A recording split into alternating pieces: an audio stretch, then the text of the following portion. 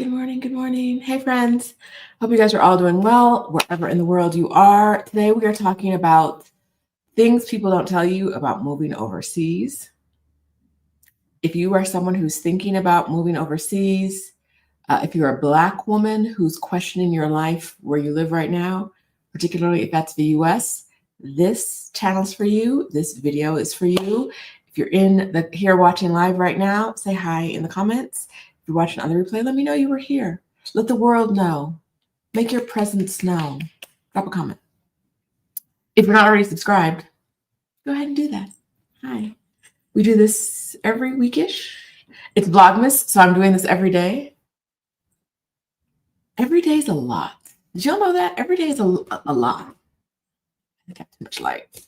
The mystery's not here. Oh, that's a little better. Okay. All right, friends.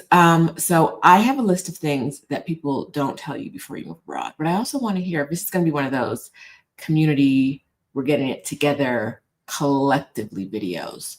So drop stuff that you can think of that people don't tell you in the chat. We'll talk about your stuff too. Before we go any further, hi. I'm Rashida Dow. I am the hostess with the mostest over here on this channel. I have lived in Mexico City since 2019. I have hosted Exodus Summit, which helps thousands of Black women follow their dreams of moving abroad, helps them with the process along the way. I am one of the two founders and one of the hosts. We just had Exodus Summit 2025. I'm finally wearing my merch. I'm finally wearing my merch because I got it when I was in Florida in November. What is time? I don't know. In November, because getting it shipped to me here in Mexico was crazy. And that's something we don't talk about enough. But that's lower on the list. It's not one of the top things on the list, but getting things shipped to your foreign country that you want. Like this merch for your business. Nah, I got to get it shipped to somewhere in the US and then pick it up or have someone bring it down for me. Octavia says Exodus Summit 2025 was fantastic. Thank you, Octavia. I think it was too. Our theme this year was Move Abroad Money. And so if you are someone who wants to get some money to move abroad, the link is probably in the description.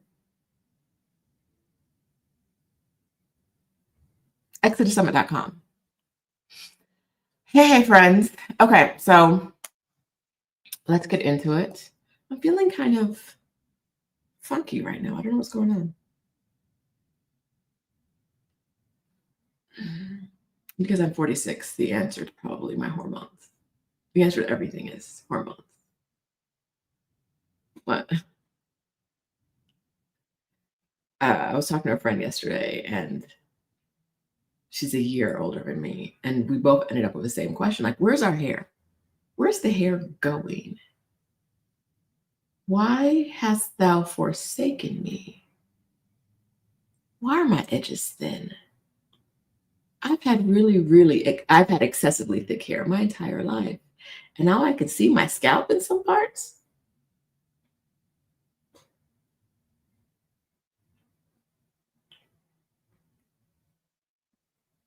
Anyway, that's not why you're here.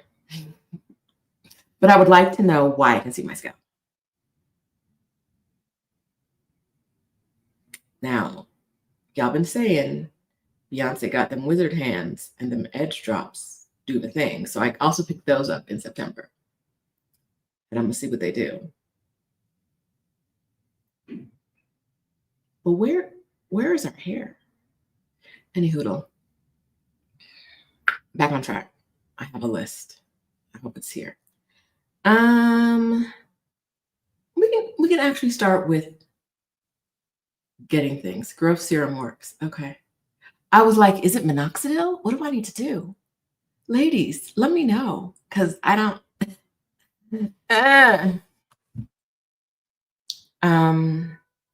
While I look for my notes, Vlogmas is going, y'all. It's harder than I thought it was. I knew it was gonna be hard. I didn't think it was gonna be this hard. Yes, Andriana Life said, women thin with aging. Yes, I understand conceptually, but like, I would like to be different and special. There are not a lot of ways where I want to be different and special, but perimenopause, number one on the list. Number one on the list. Those 6521, yes, you may suggest a really good product. Yes. But you can't drop a link, because if you drop a link, your comment won't show. YouTube won't let you drop a link. But you can suggest if you got something. I would like to be different. Like, there are not a lot of areas where I'm like, can I opt out of what is happening here? Because I feel like we go through the things to learn the things, to do the things. But like, what is the reason for perimenopause?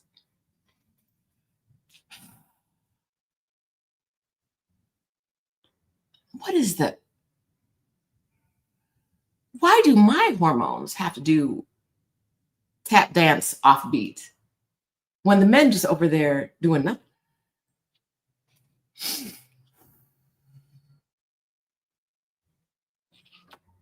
Tana Rose's collagen works for her. All right, so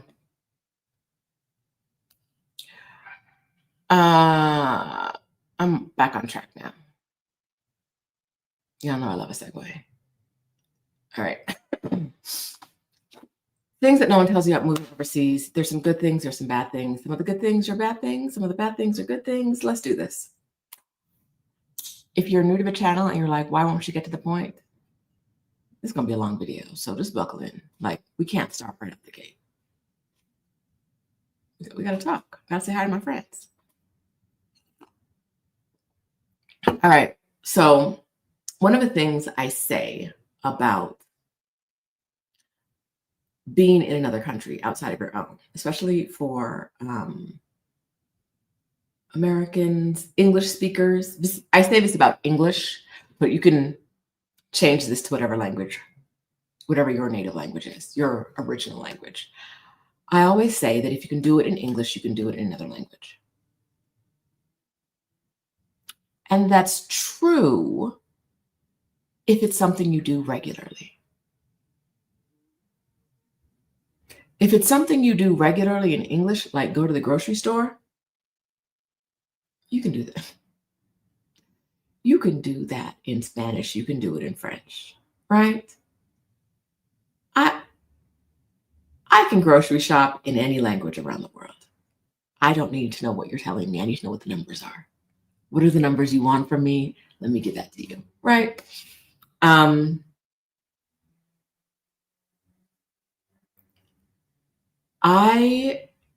However, if it's something that I got distracted by a comment about hair and products in the chat. Thanks, y'all. If it's something you don't do often,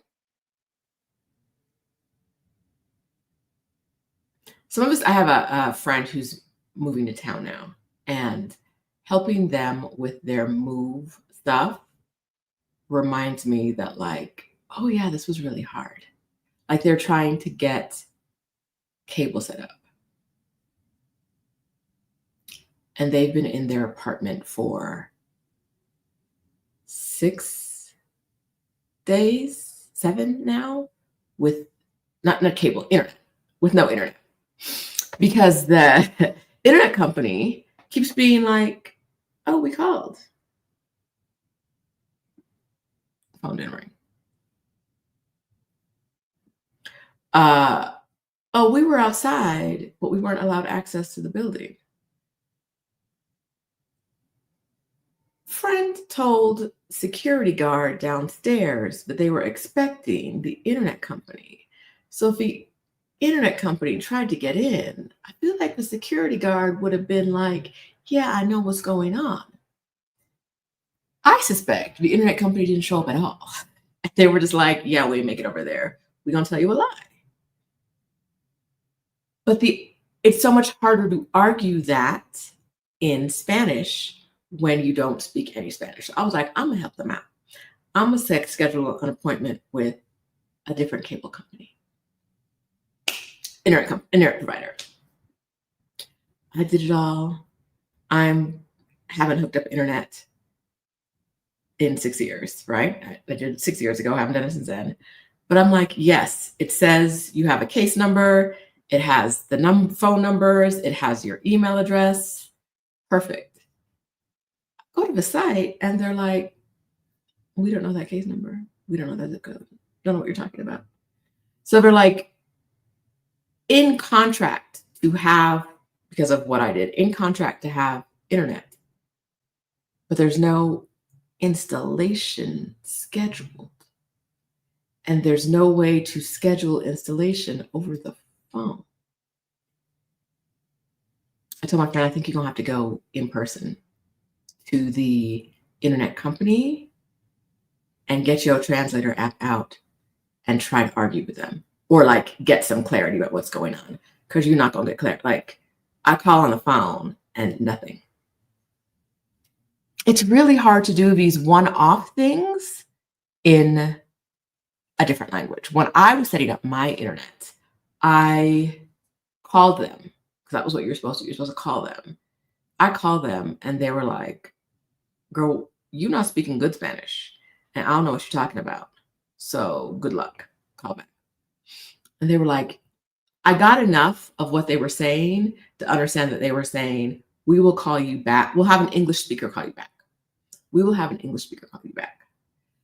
That was December 2020. I am still waiting for that English speaker to call me back in December 2025.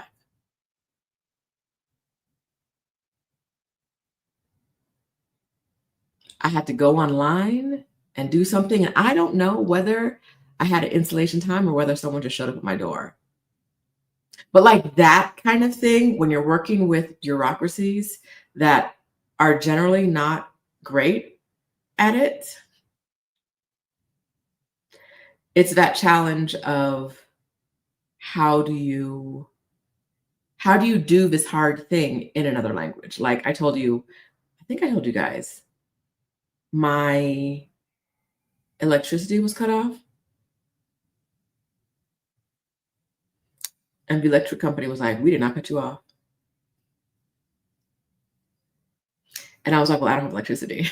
And they were like, you need to go home. Now I've paid them money already. I don't owe them any money. They're like, you need to go home and just flip your breakers. And I was like, I don't think that's what it is. But they were like, flip it. If there was anything wrong, I flipped it already. I found the breaker already. I flipped it. I can do that. Nothing. Mind you, this happened while I was gone out of town. So everything in my fridge is just a joke at this point. So I'm go to the electric company, go to the electric company, walk over, because I know I can't do this over the phone. So I walk over to the electric company and I ask them, like, they say, go home, flip the switch. We did not turn you off. They said, we didn't. Does your whole building have power? And I was like, I mean, it's daytime. I ain't looking at everybody else's windows, but yeah, like the lobby has power. They were like, just it'll work itself out a little bit. I'll come home. I see the head of maintenance. The head of maintenance is my homeboy. I was like, player. Was it this time? No, it was another time. Okay, so I flip the breaker, nothing happens. I go back to the electric company. And they're like,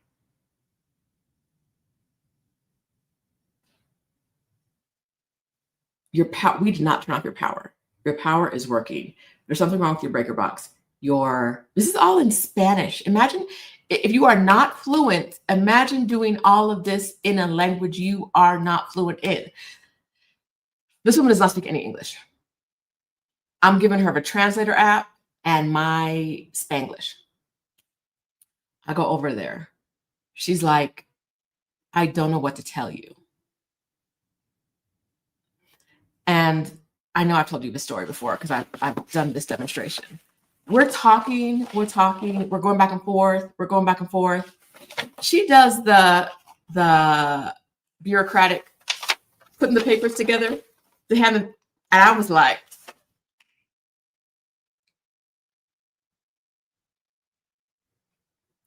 I started crying.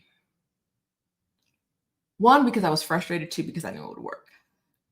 And I was like, we're not just gonna wrap this up, right? Like, what are we?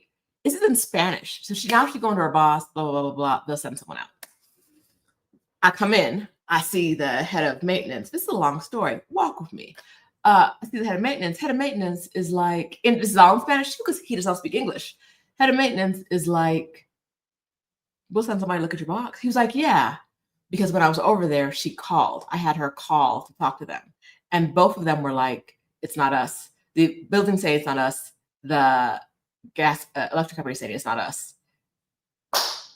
They come look at the maintenance box, at the breaker box. He sends someone up. Person looks at the breaker box is like, your electricity is off. And I was like, what? The head of maintenance in my building called the electric company multiple times, 2 or 3 times on my behalf, to tell them they were shenanigizing and they needed to come down here and fix this because there was something wrong with my breaker, with my outside who's my what, right?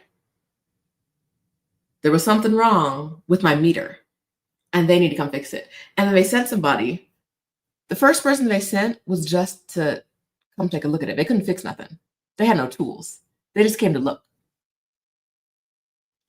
These are days. This is over a course of days. This was like 4 or 5 days of no electricity. Because nobody can say what's wrong.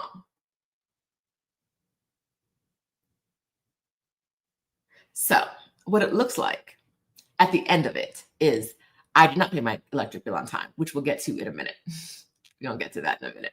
I didn't pay my electric bill on time and they shut me off.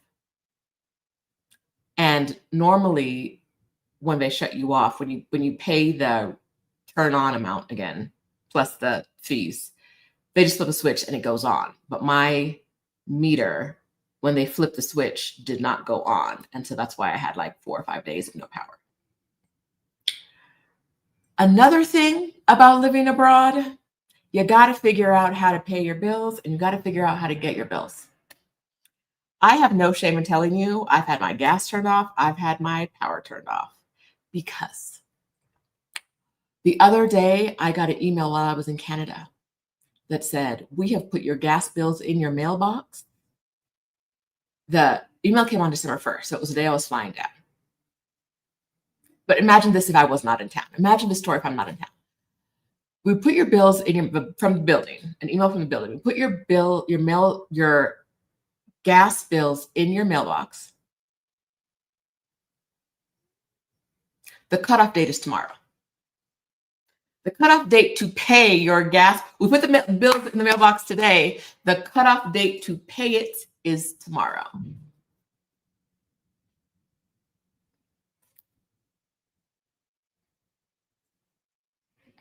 I get, except for gas, I get monthly. Water and electricity, I get a bill every 2 months. So, and I don't get any other mail. So I get 4 pieces of paper every 2 months. So I'm not very good at checking the mailbox. So if I don't check it when I'm like in that day I have to pay the bill, or if I miss an email from the company, what is I? It's not gonna have no gas. I have another situation that comes up frequently is, so the gas isn't in my name, but it comes to my address, right? It's annoying me. It comes to my address. I have people, friends, who the utilities are in their landlord's name and they go to their landlord. And if the landlord is bad at communicating, now you ain't got no gas. You ain't got no power because your landlord didn't tell you there was a bill due and your landlord didn't pay the bill.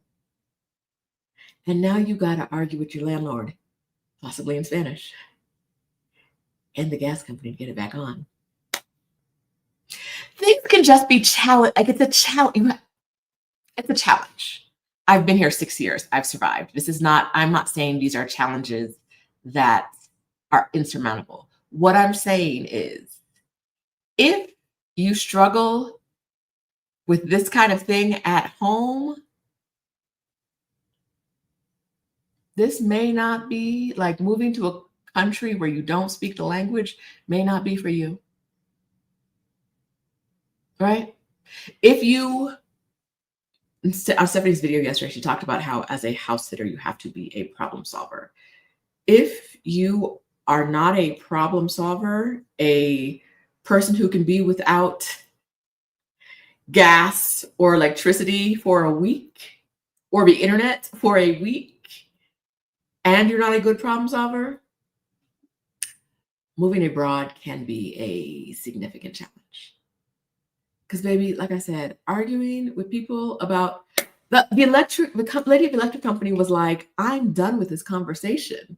And I was like, no. Because I was not done.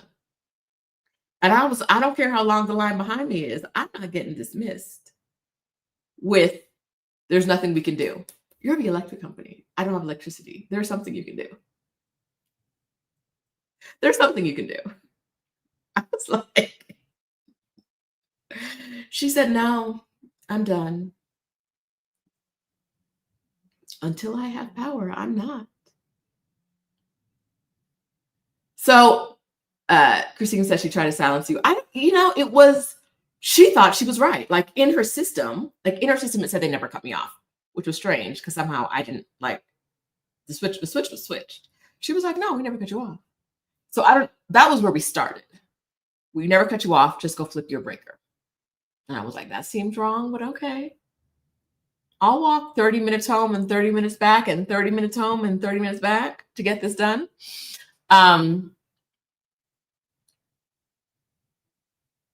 But her system was like, didn't cut her off.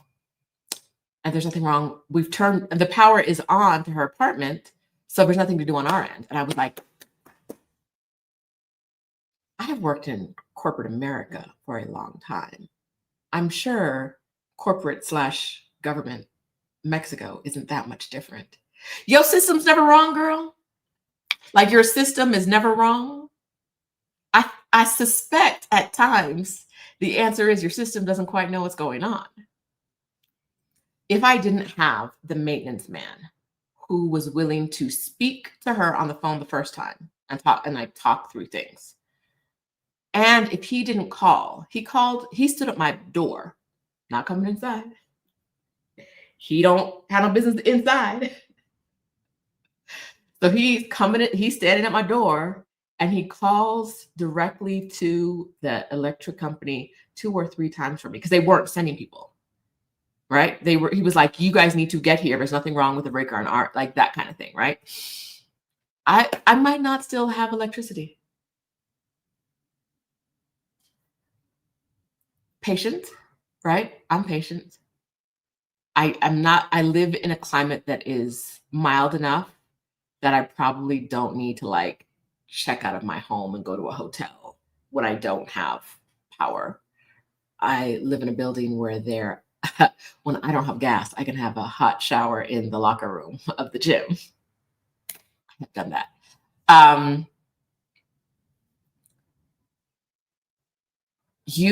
This is the thing that you have to be okay with, right? It's a thing you have to be okay with. I'm not saying these things could happen to you. Maybe you're much more on the ball about paying a gas bill that comes every 2 months or an electric bill that comes every 2 months, water bill.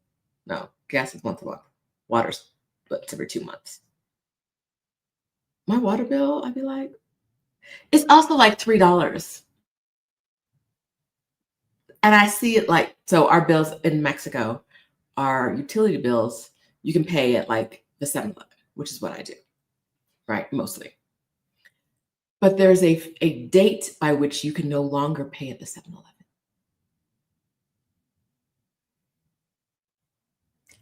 And sometimes you don't get your bill until after that date. This has happened before. I think it's happened before to Adelia. It's happened to me, definitely. The bill comes after the cutoff date. now I got to maneuver through your website in Spanish. And sometimes a lot, one of you just thought, we'll just use the translation feature. Cool. Except a lot of these websites are photos with words on them. They're just image, like to explain things, it's just an image with words. And the translation app doesn't work for that. On more websites down here than you would think. I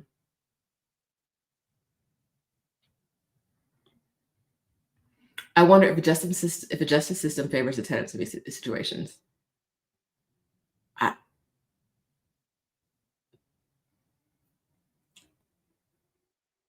People are much less likely to go to court here than in the US. I'm not, I don't even know who like, it's not my landlord's job. So it'd be me taking like the gas company to court, which no, no. Rika says, is there a way to just pay extra ahead of time? I've been paying extra ahead of time. This is a fun story. I've been paying extra ahead of time on my electric bill. Because there's a machine, I can just put cash into the machine. But they don't tell me there's no way to know what my balance is. I have not deciphered a way through their website, through the actual machine I give money to. There's no way of knowing what my balance is. So unless I am not the kind of person, I'll tell you ahead of time, this one. I'm not the kind of person who's going to put 200 pesos in and then like in January, it was 53. In February, it was 64. And so I know how much is left. I don't. I just slide cash into the machine. And then every once in a while, I try to stay ahead of it, but I don't want to stay too far ahead because I plan on moving out. How do you have a system where I can pay in advance, but I can't know what my credit is? For the gas company, I paid them twice, 1 month. And that second time, where did it go? It didn't go to my account. It did not get to my account, so I don't know where it actually went. Now, unfortunately, we're talking about like $20. It's not 200. But that $20, probably less than that, maybe like 10. How much my gas bill? We'll call it $20. That $20, I don't know where it went. It did not get credited for another month rolling. So yes, you can pay in advance. Maybe it gets credited. Maybe it gets credited correctly. Maybe you know what your credit is. Who knows? It's a mystery. I still love it here. I still feel like this is a good place for me. But if I was a person that would freak out about not having electricity, freak out beyond crying. I was crying at her. Let's be real. I was really frustrated, and that's what I do when I cry when I'm frustrated, like a lot of us who've been taught to keep all our emotions inside. I cry when I'm frustrated. And I was really frustrated at that point because I was like, you can't send me back home with nothing, right? But yeah, I was also like, as I started crying, I was like, I see her softening immediately. She sees the tears, she's softening. Anyway, if what I'm saying sounds like you would absolutely lose your mind and you could not deal with this, moving abroad may not be for you. Because whether you're doing it in Thai or Spanish or whatever, if you're moving to a country where they don't speak English, if that is the language, the only language you speak, may not be for you. Because truly, I don't know if I owe the electric company money or they owe me money. There's no balance. I just hand them money.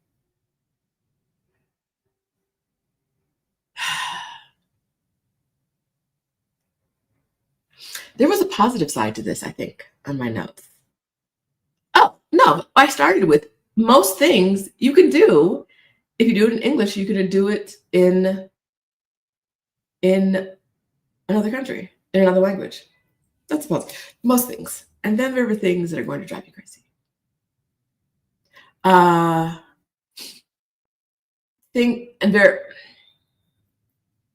Part of living in the country is knowing that you don't know, and knowing that your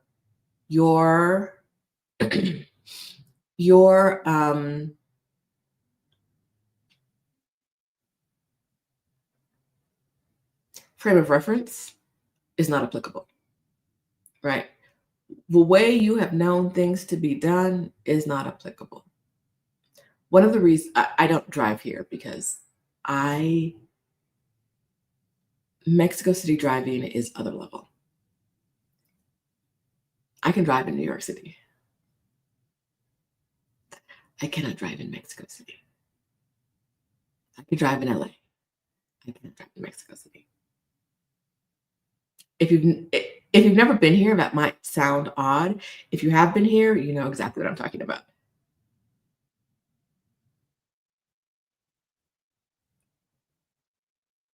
You know exactly what I'm talking about if you've been here. Anyway, there are other reasons as well, though, right? Like if you guys saw my video with our friend who ended up in jail, she got in a car accident and someone was injured. And so the insurance company in that situation, every driver involved in the accident went to jail until the insurance company decided who was at fault. And so even though someone turned into her and hit her, because the person on the back of their scooter, who I don't believe was wearing a helmet, was injured, she ended up in jail for 48 hours. And because her car was damaged, even though she had insurance, she's never seen that car again.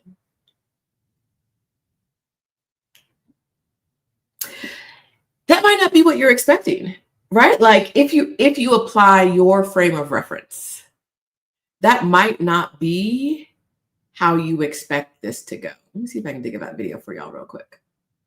It was a goodie.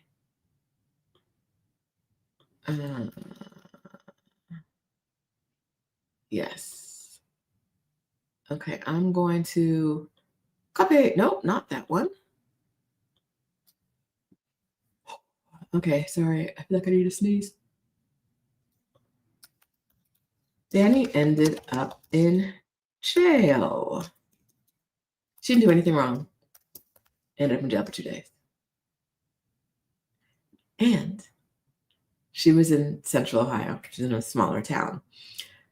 Because you can't apply your frame of reference when you're in jail in Lake Chapala, and I'm guessing a lot of places in Mexico, and maybe other places around the world. If you want to eat, your family needs to bring you food.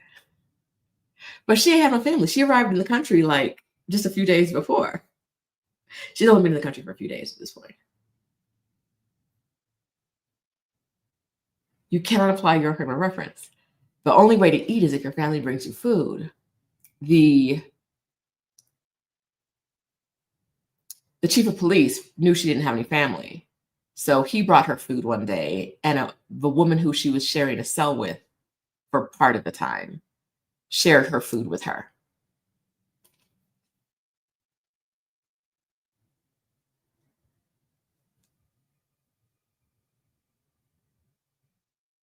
Okay, why is words with CK? We're not going to say primitive, right? It's the system that works if you know the system, right? If you live down here, the system is, there are many parts of in the countries we go to. They're different. We're not going to say primitive. They're different. There are many parts that rely on the type of family structure that is prevalent in the country. So Mexico is a country where people tend to have large, tight-knit families often living together. Large isn't necessarily the best description, but like the extended family, I'll say the extended family is large generally. A lot of people live in multi-generational houses, right? So there's someone to bring, like everybody else in jail had someone to bring them food. Every other Mexican person had someone to bring them food because that's just the process. Like, because they have someone in the area who cares about them. The jail doesn't need to feed them because the food the jail would give them is not going to be as good as abuela's. So you might as well send her tamales down, right? What did she make for dinner today? Send them some down to the jail. It's just a different way of doing things, right? It's a different way of doing things. Same in the hospital and public. If you end up in a public hospital here, I don't, this is what it was 5 years ago. I don't think it's changed. You're expected to bring your own sheets. If you want sheets on the bed, you got to bring them, or someone in your family's got to bring them for you. You want food, someone's got to bring you food. Because the idea is that you have someone supporting you. So the hospital resources don't need to go towards feeding you or putting sheets on your bed, because just bring your sheets from home. You're going to be here for a while. You want your sheets anyway. It's just a different mindset. You cannot apply your frame of reference, right? And if you can't get out of your frame of reference, you will struggle overseas. Another thing that where I was going with this with driving was that in Mexico City, because we have poor air quality some days this entire week, a lot of times they choose days out of the week, or if it's a really bad, like every day in the week, they'll pick a number, and if your license plate, it's our color. If your tag is this color, or if the number it's this number, I don't know which one it is because I don't drive. They find a way of selecting people, and the people they select, the cars they select, number on your license plate or color your tag, whatever, they cannot drive that day. So say you were planning on going out of town, you were going on a road trip. No, you're not in that car. I hope you have another one.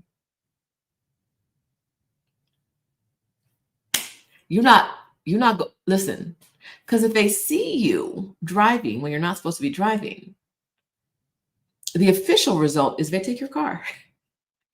And how do you know you're not supposed to drive? They like announce it in the morning somehow. I don't even know how, because I don't. This is not my world. I don't know. I don't know the car stuff. But yeah, they announce it in the morning. And if you didn't check in the morning before you start driving, you might get your car snatched and have to go get it back from the impound lot, which, as you can imagine, doing it in Spanish could be challenging. Different frame of reference. You have to know, but you don't know everything. And the way you expect things to go is possibly/probably not the way it's going to go. It just is what it is, right? Like, I don't drive because I don't have to worry about anyone snatching up my car. Let me get in this Uber. Let me get on the bus. They're not going to snatch the bus. Let me get on the bus. Another thing that's odd here but helpful, for protests in Mexico City, you got to tell the city what you're doing, where it's going to be. If you're marching, where's it going? And then the police come and they protect the protest unless it gets out of hand, right? And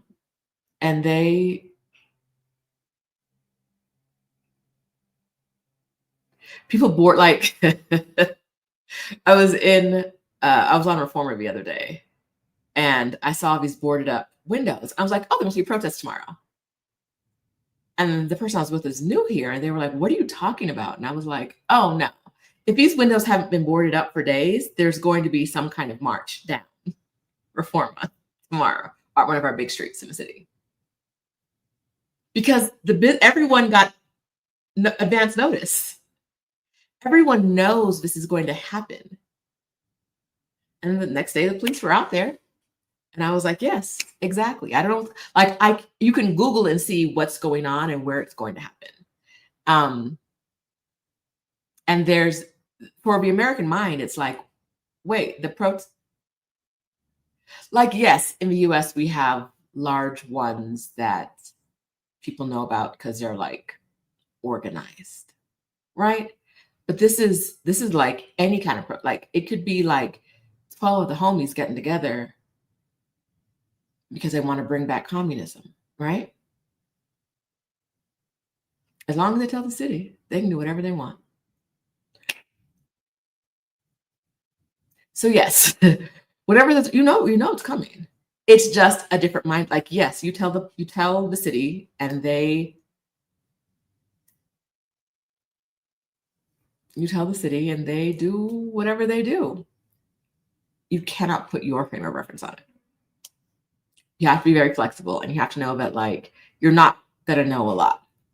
That's part of the challenge here. That might be, oh no. You're not going to know how much you don't know when you land, wherever you land, whatever country. I'm talking a lot about Mexico City because I live here, but in whatever place you land, you're going to not know a lot. And you gotta like learn from the ground up. Find somebody who knows, who's been there, ask them questions, right? Ask some questions. When I got here for good, I wouldn't have survived without Adelia. One, because she knows everything, like even some stuff you shouldn't know. Adelia be knowing stuff, I'm like, you don't need to know that.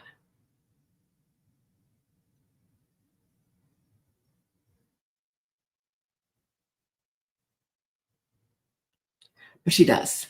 And so it's helpful. Get in community before you go to the place you're going. Get in communities where you feel safe asking questions, whether that's WhatsApp groups or Facebook groups, whatever it is. Get in communities. If you have a question, ask a question. If you don't want to ask it publicly, find someone you trust that you can ask privately. But there's a lot of stuff you don't know. Wherever you're going, how would you know?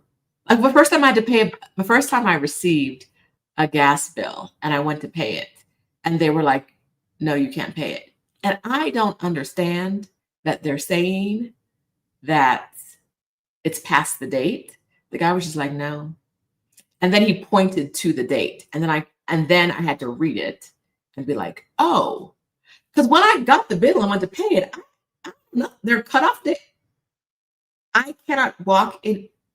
You pay your bill by going to the OXXO or 7-Eleven.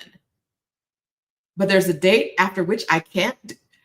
No idea. I set up my money like, let's do this. And he was like, I'm not taking your money.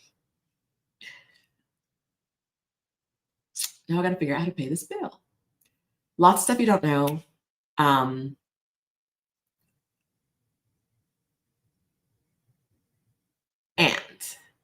every once in a while, I come across someone. I want to say this really nicely. And I come across someone in this space who wants to move abroad, whose problem-solving skills don't indicate that they're a good candidate for this life. And I want you to seriously think about yourself, the things I've talked about today. If they are frustrating, but doable, okay. You could find your way around this, okay. Because listen, my problem-solving skills sometimes aren't that great because my number one problem-solving skill is denial. The first thing I'm gonna try is to pretend this is not happening. Delusion, denial. It's where I live. It's my safe space, right? I'm not saying my problem solving skills are A plus. What I'm saying is my ability to vibe out with whatever's happening, that's where I succeed.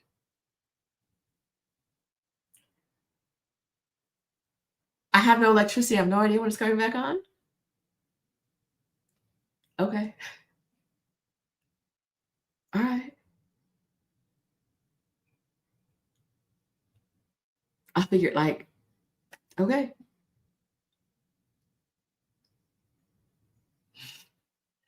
I'm not stressed about that. Like I can live like that and I can vibe out on whatever.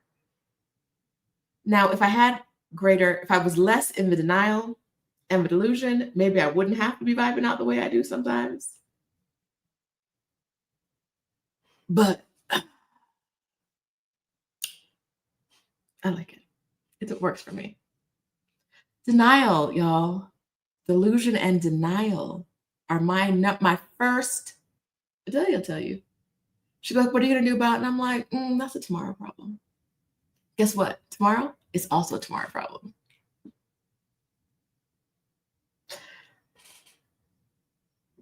I don't want to think about that. Candles, no generators. I have a generator.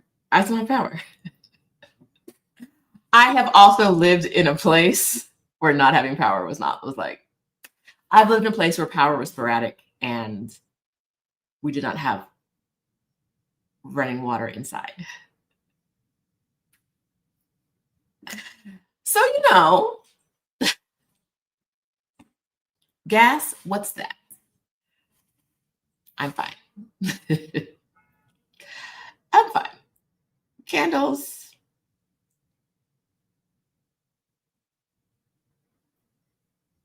If you can't pay it on that date, you either try an online portal or go directly to the company. If you can figure out how to do that.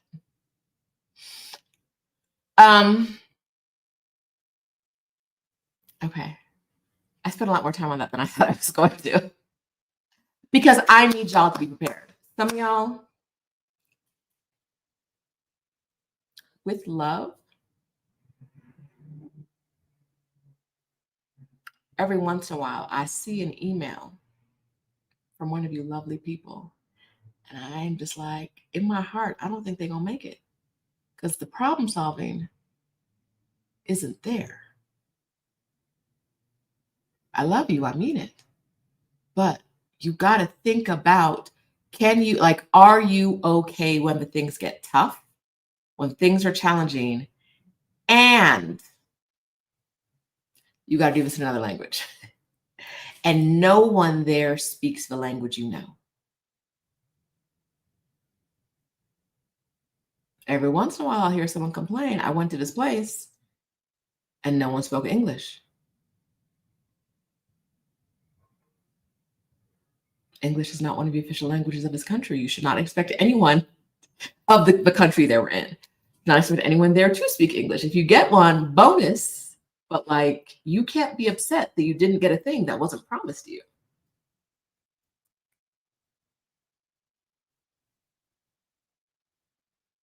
If you go to a restaurant and you're like, how come no one here speaks English? Maybe you're not in England. That's the first.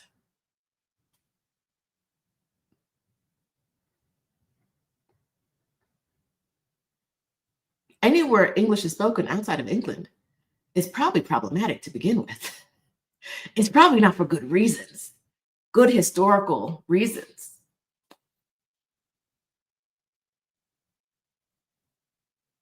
We got to move past that desire. So, if you go on vacation and you're like, how come this isn't like home? You go on vacation and you're like, they ain't speaking enough English for me. You go on vacation and you're like, I don't like that.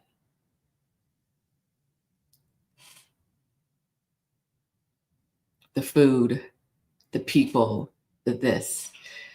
Either that place may not be for you, but also possibly You may not be ready to move.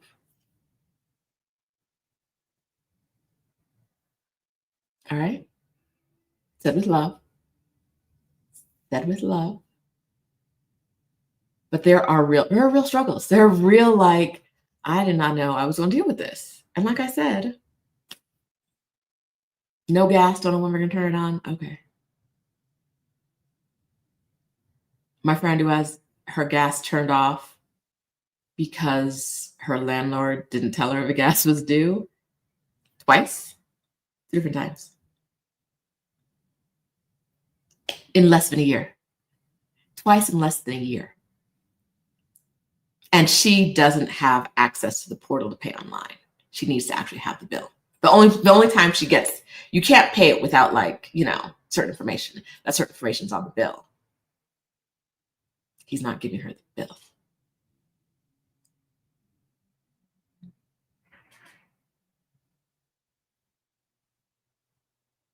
Now, part of her solution is going to be to move, because what? What?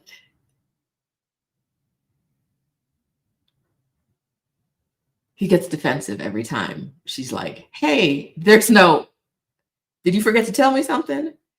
And he is like, this is why it's not my fault. So the answer there is to move, right? But that is not always the solution you want, to have to move after a year, because and everything that's different here, specifically Mexico City, I'm gonna say, if you're renting an apartment, if something happens to your apartment, a lot of times you have to fix it and pay for it. I mentioned this before, but in one of the groups I'm in,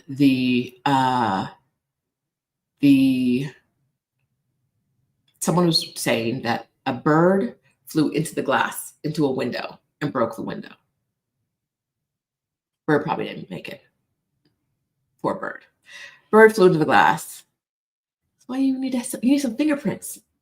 You need something so they know, right?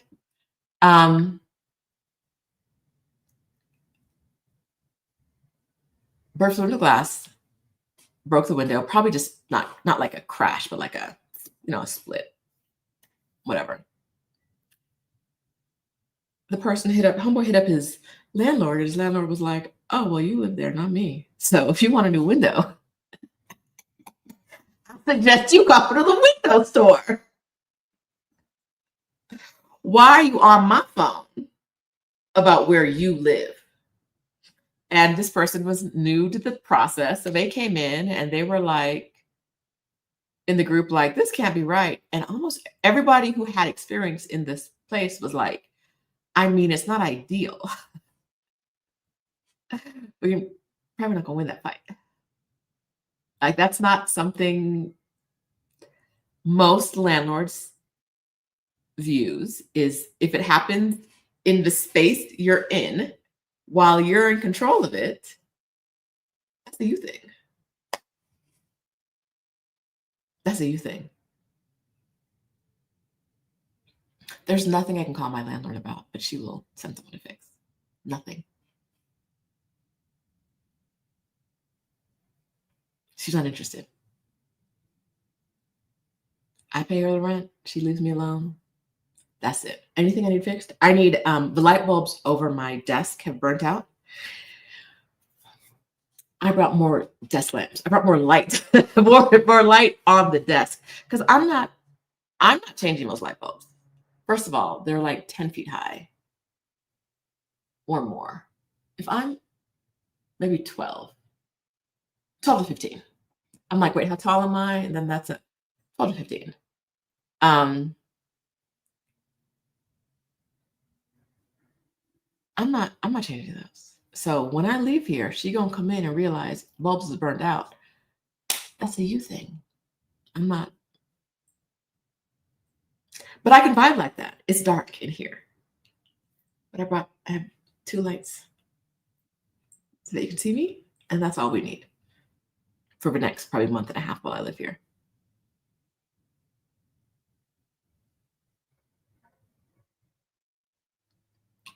You cannot bring your point of reference.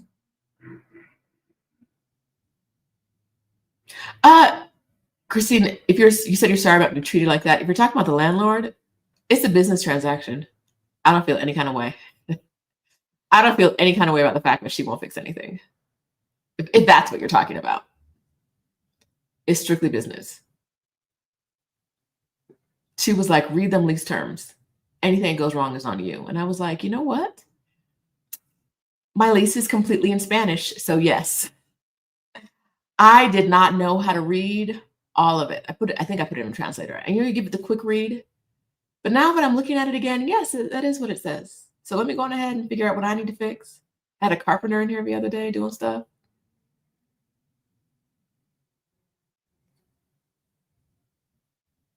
Like the idea of calling my landlord because like my sink was clogged or something. No. No. All right.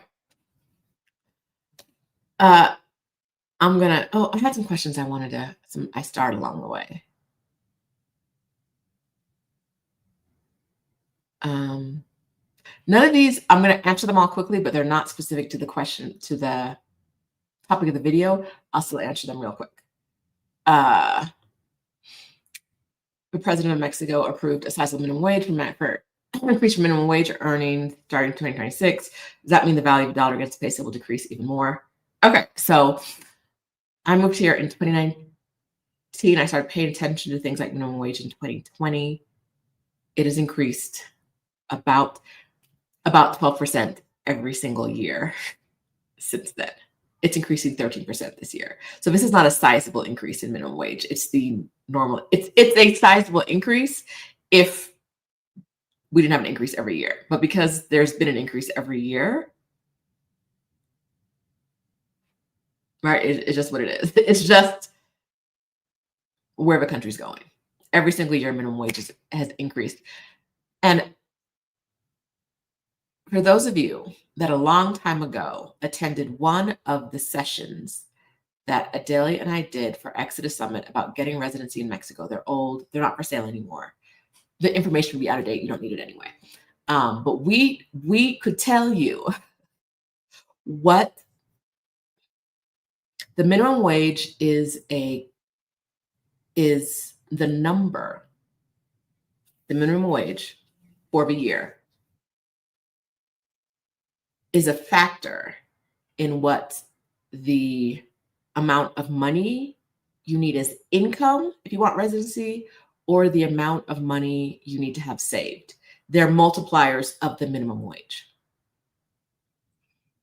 Mariana came on my channel earlier this year and said that the calculation might change next year. I don't know what's going on with that.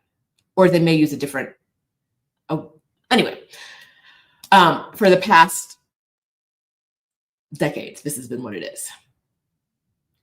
Adelia and I were able to tell you, based on the past, what the new amount would be before the numbers even came out, because we know minimum wage is going to go up around 12%. Because that's what happens historically every year.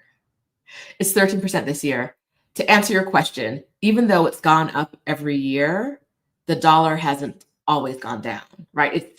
The dollar fluctuates. So I don't think that the increase in minimum wage is going to be a direct fact, it's not the direct cause, right? Maybe there's some correlation in there somewhere, but it's not the cause of any difference between the peso and the dollar. So the value of the peso and the dollar are not linked tightly to minimum wage, because we've seen minimum wage go up all the time. We've seen the dollar go down. We've seen the dollar go up in that time when minimum wage is assured to go up some more. So yes, 13% minimum wage sounds sizable, but for us down here, everything's going to be more expensive next year. You just know it. Minimum wage is going to go up. It's a thing. I think it's a good thing. It's still a good thing. When I moved down here, minimum wage was $8 a day. Now I believe it's closer to 12. I don't know the exact number. I haven't tracked that in a while. $12 a day. So I do not begrudge minimum wage going up at all because people got to eat. Food must be, anyway.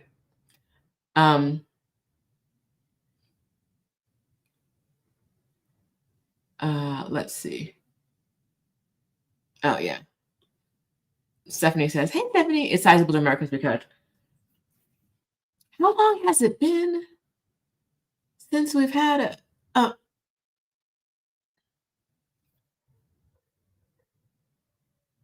increase of the federal minimum wage?"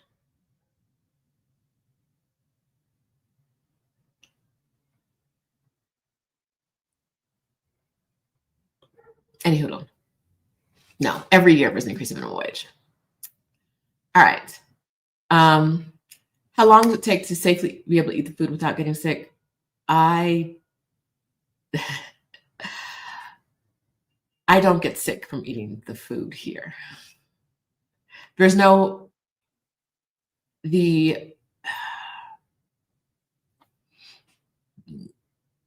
every geographic regions has different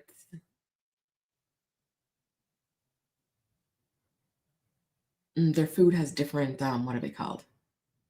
I want to say probiotics. That's not what I'm talking about, but like biomes and things. There's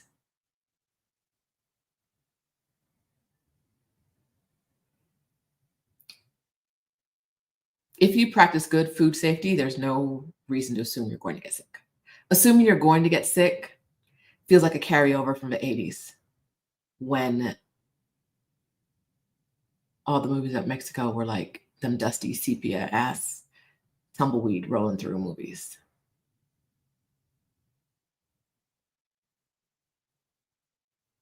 A lot of people come here. Some people come here and get sick. Some people come here and don't get sick. There's no guarantee.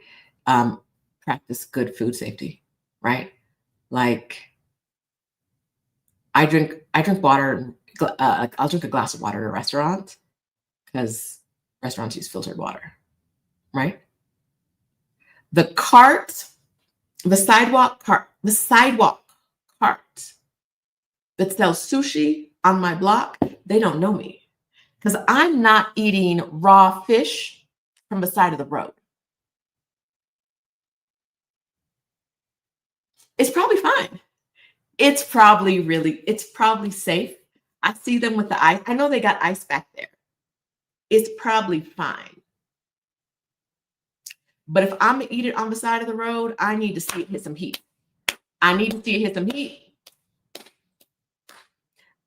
the person who's cooking not to also be the one collecting the money. I need to see different hands doing different things. Good food safety. Right? And don't do sidewalk sushi. Woo! Let's see. 30 plus years since there's been an increase. Child.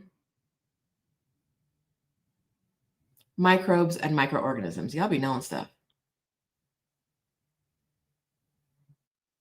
Oh.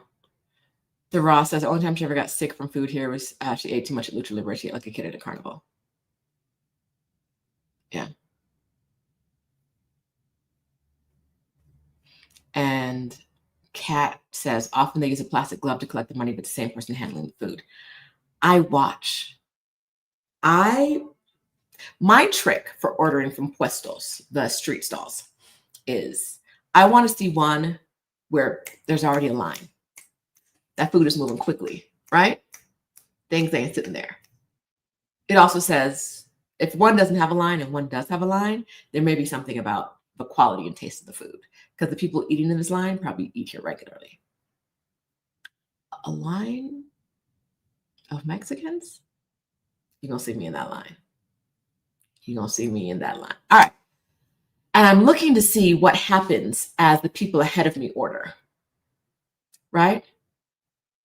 if the man picks up meat and puts it on the fire and then goes for some cash and then I'm gonna hit another line, right?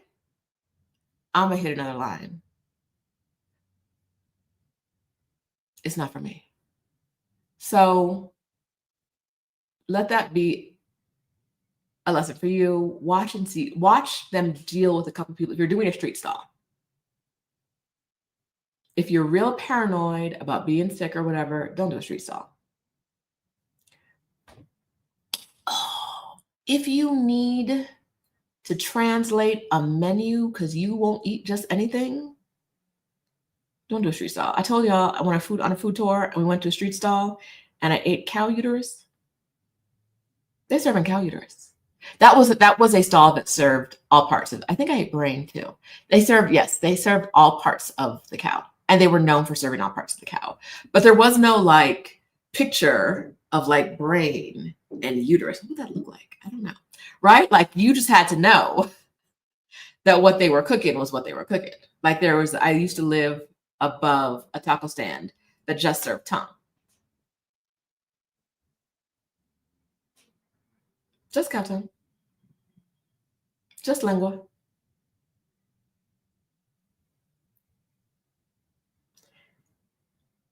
If you're like, I don't want to eat any old random parts, go ahead and go to a restaurant.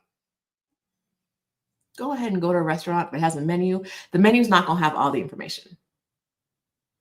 The menu is going to be like, it's going to name 3 things it has, leave out 3 things, and leave out 3 things it has. Or it's going to tell you it's one thing, but it's really something else. But you have a much better chance of not eating new to you meats inside a restaurant when you get your translator app out and look at it. If you don't care. Now, not all street trucks or street stands are serving mystery to you meats, right? Some of them are just like, you want the shoulder or the butt, right? Like what? You want some ribs? Y'all, I ordered a rib taco. I gotta show this to you. I ordered a rib taco at a restaurant the other day. And I never seen no shit like this in my life. It was a taco de costilla. It said, it was under the taco section. All it said was costilla rib. Costilla means rib. So I don't know why, and there's no other English words on the menu. So I don't know why it says costilla rib. I don't understand. I figure someone just messed up on the menu. And then it came and I was like, before I show this to you, there's a section of it has all kinds of spices, not spices, salsas and things to dress up your taco. You dress up your taco yourself before you see it. This is the costilla taco. They slid a rib on top of a tortilla and was like, there you go. There you go. Oh, that was delicious.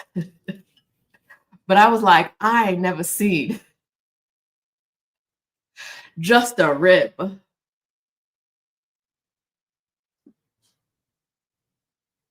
So much meat. It was delicious. It was really good. Bone in. I had to cut the meat off and then, of course, use my hands like a savage when I had enough meat on my taco and I needed to go back to the rib.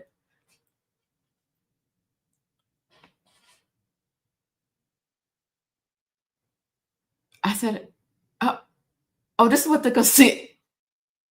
Okay. All right. Okay, so we were talking about restaurants. I went off topic, but yes, if you on the menu it said costilla, I knew I was getting a rib taco. I did not know how the rib taco was going to come, but I knew what kind of meat it was. If you do not want the chance at all of not knowing what you're eating, go inside. But I don't think you need to go inside to not get sick if you're careful and vigilant about where you go to order food. All right. Why is the word CK? Can one assume that protests are not violent? It depends on how you define violence. Violence against people. I can't think of a protest that's happened since I've been here where people got injured. Now the police gonna come out with some riot. The police love to bring out their riot gear. They love to come out en masse with their riot gear, a little helmet, a little shield, a little baton. They just standing there playing on their phones. They're not interacting with, like, I've never, I'm sure it's happened since I've been here, but I have not been aware of a conflict at a protest between police and protesters. It's not like the US where we're gonna slam you to the ground and push you out the way. Because everyone knows it's happening and they've blocked off the streets so you can march down. Like, they've blocked off if it's a march, they've blocked off the streets for you to march for whatever your idea is. Whatever you got going on, they just go ahead. You want to do it here? Okay, go ahead. If violence for you includes destruction of property, then sometimes, and that's why the businesses along the routes have gotten better about boarding up their windows. I don't so much care about that. That's not my business. I'm not breaking windows, and I don't have windows for anyone to break. So I don't so much care about that. Also, like, a bank has to pay for new glass. Y'all out here robbing people anyway, so whatever. I don't feel bad for you. Anyway, yeah, there's no, like, people don't get hurt at protests. I'm sure it's happened, but no. Hey, friend. Savory Exposure is doing Vlogmas as well. Y'all go subscribe to his channel. A man, I know. He talks about food, San Diego, Mexico, Tijuana. If that is up your alley, go subscribe. A man.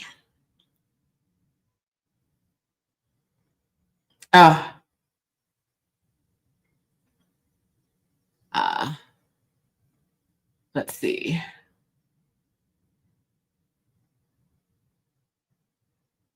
Oh no, I knew. Okay, dropping knowledge bombs says now you know what a costilla is. Oh, I knew what a I know what a costilla is, baby. I be ordering them ribs out of the barbecue spots. I know what a costilla is. I just wasn't expecting a whole rib. I've ordered costilla tacos before, and every other place I've ordered a costilla taco, I have not gotten a bone. I've just gotten, like, rib meat inside of a taco. I was well aware. I knew what I was ordering. That's what I'm saying about ordering in Mexico and probably a lot of places around the world. I knew what I was ordering, but I didn't know what I was ordering. Right? Like, I know costilla, I got this. But I had no expectation of what was going to show up on my plate. Right? No idea what was going to show up on my plate. Or why is it this whole pterodactyl bone sitting here? What is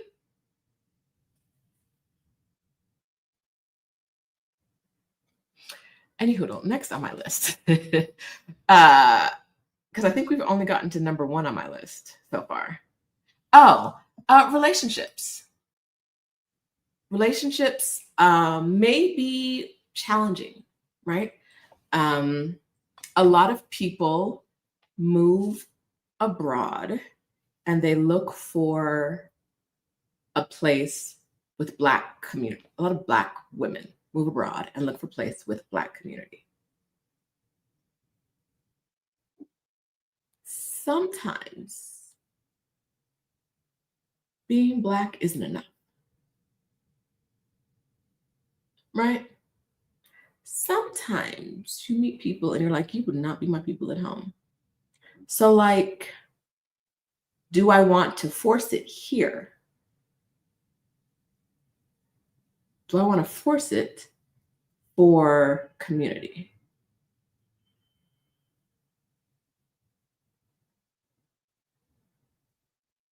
Also, a lot of areas are more transient than others. I don't think it's as much like this. So Playa del Carmen, like maybe like 4 years ago, was really transient. People would come in and spend like 3 to 6 months there and they'd be gone. And situations like that, places like that, it can be really hard to really feel like you're building community if like the homies keep leaving. Local friends can be hard. I try to make uh I try to make local friends.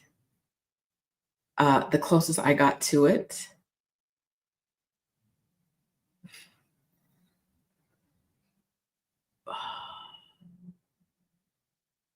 I had a friend visiting town this week, and she said, she's coming from New York. She said, I didn't know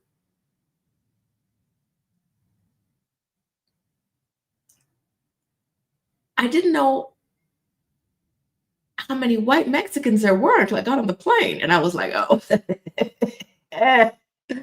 welcome. You know why they speak Spanish? Yes, yes, yes. They speak Spanish because of Spain.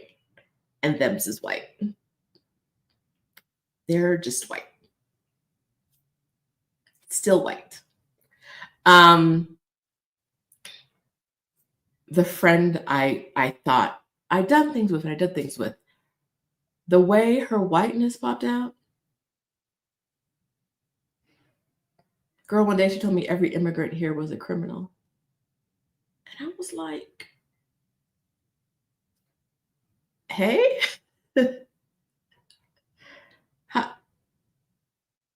Hi? Okay. All right. And then some other things where I was like, you are a white woman who speaks Spanish. And my best friend is a white woman, but not that kind of white. Not that kind. Not that kind. I was like, oh, you probably, oh, okay. And so, yes, I've had challenge, like not making local friends isn't impossible. If you're an extrovert like Dara, she says she's not an extrovert, but everybody who knows her knows she is. She says local friends can be hard if you don't have the same pace of life. Like if you're retired and the people anywhere close to your age are not, for instance, just one example. Yes, most people my age who are local have jobs or have never needed a job in their life. The people who've never needed a job in their life, who have free time to do whatever, their social circles tend to be very closed.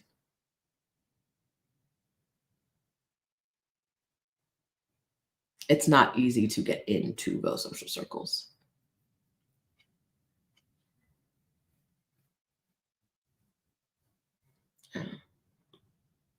Dating can be wild in that arena, and some white Mexicans really don't understand what darker Mexicans go through.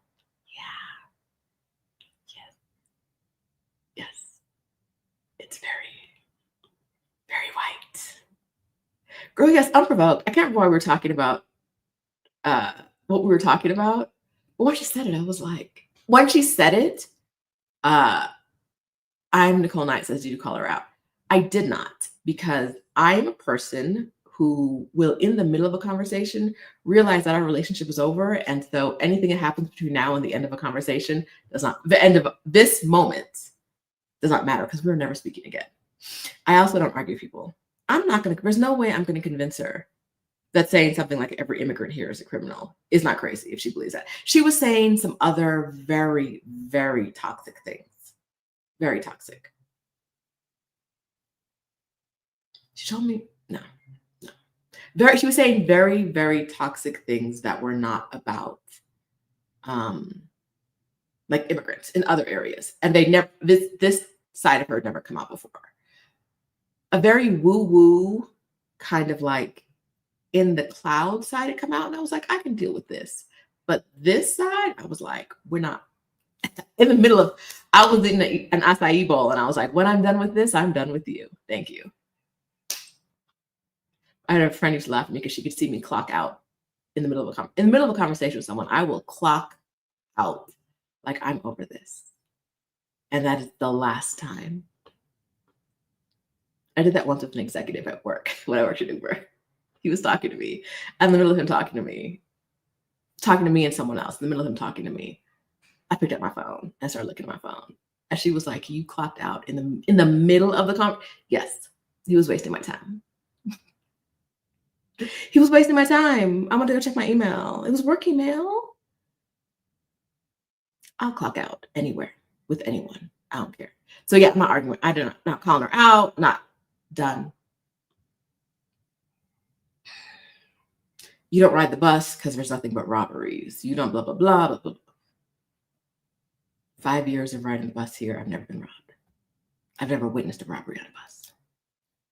Hasn't happened yet, but like, you know, the whiteness was spewing out.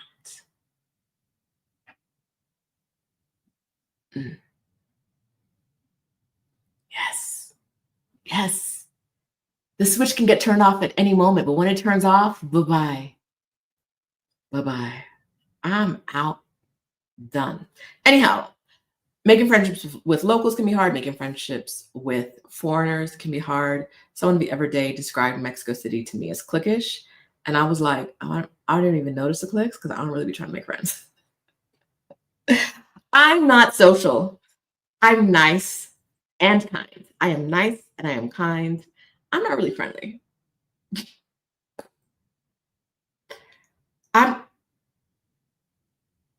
I am nice and I am kind. I'm not that friendly. Other cliques? I don't even what they. I wouldn't know. I don't know what people got going on. Right? So like you have to make sure that your when you go to a place, you're creating relationships with people who you would be creating relationships with even if you weren't here. Even if you felt like the pool of friendships were bigger, if you wouldn't select them, if you had more options, go sit home and read a book, right? You ain't got to live like this. You ain't got to. Mm-mm.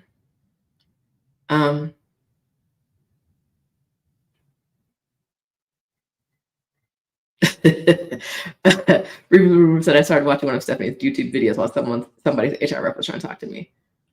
I'm done. This conversation has, you have said something that ended this conversation. I need you to know that. Thanks. Anyway, yeah. So you have to think about relationships also, but on the other side, I see people struggle in ways where I'm like, you don't have to struggle like this. Right? Like in one of the groups recently, I saw someone who moved, I want to say to Bangkok. I can't remember for sure. And she was saying that like she expected there to be, everyone else talks about like, oh, there's Black people here. That like she expected there to be more community, and she was not feeling any community and she was feeling lonely. And I'm like, most of the East Asian communities have regular meetups, right? There's something I know that in Bangkok there was as early as this year, they were having regular meetups. Go to the meetups, right? Go to the meetups, do the things. I can go to a meetup and get my social fill.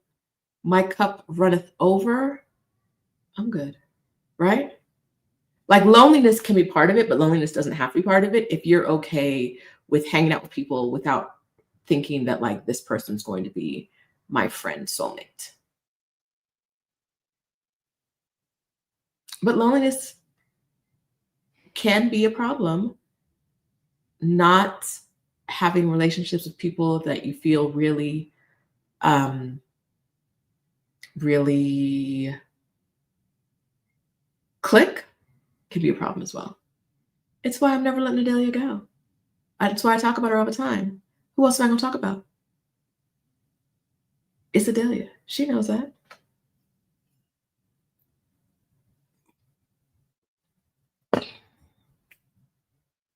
She knows that.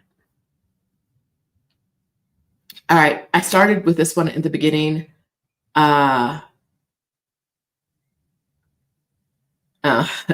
Luxury Bucket List saw what I'm the post I'm talking about. She's young. I think she was just Miss Limp and Whiny.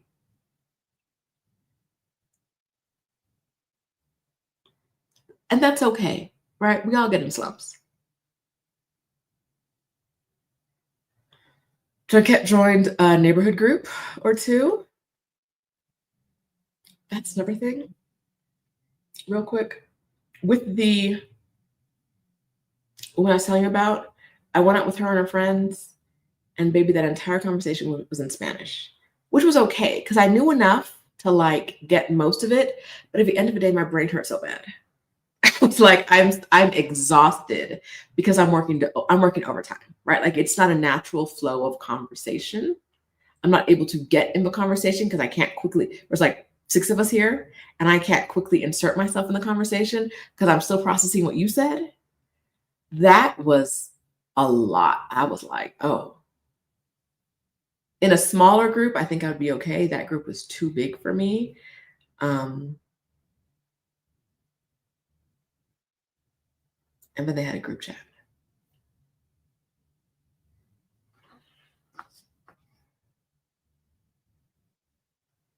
No.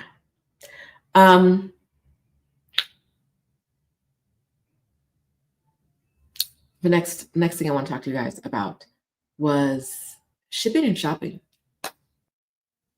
Stephanie talked about this briefly yesterday about how I've divested from Amazon and Target, Walmart. I don't shop at any of those places. I also since last year, I want to say like last Black Friday, I went on my way to order things directly from the manufacturer. And I'm always like, ooh, a discount. Ooh, this. Ooh, 30% off for getting on your mailing list. Yeah, it's been working out well. But a lot of times, those larger manufacturers the manufacturers may not ship to me or ship to me in a way that I just can't get with. Like, I love Farm Rio clothing. They're now in Mexico, but the last time, months ago, I went to their website and they did not ship to Mexico. Was it them? I think it was them that I was looking at. When I went to their website years ago, so this is nothing with US tariffs, years ago. When I went years ago and I went to order something, they were like, cool, we can send this to you, no problem. You pay the shipping fees, but there's also gonna be some kind of like import fee, and we can't even ballpark to you what that number is gonna be. Right? Because how it works here, some man shows up downstairs to my package. There's a number written on the package, and I have to give him that number in cash if I want my package. Because that's the fee.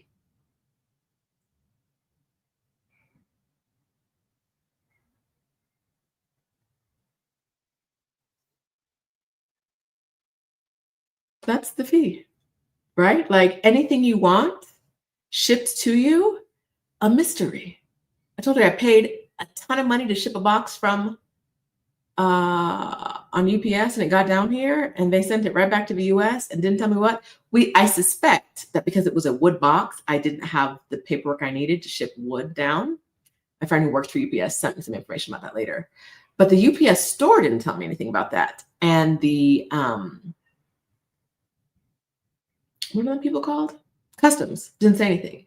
They were just like, I think it was like on UPS it said like customer refused package. And I'm like, y'all not even talk to me. So clearly I didn't refuse the package.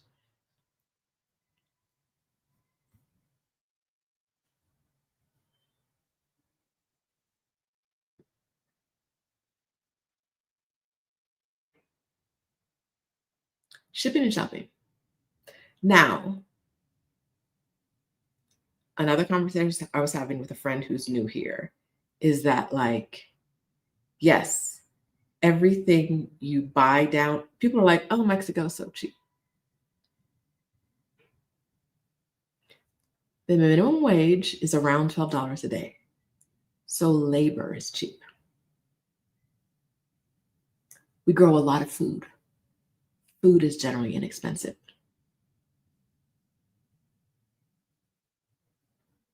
Anything you want to purchase, if it's inexpensive, there's a very good chance it's very low quality.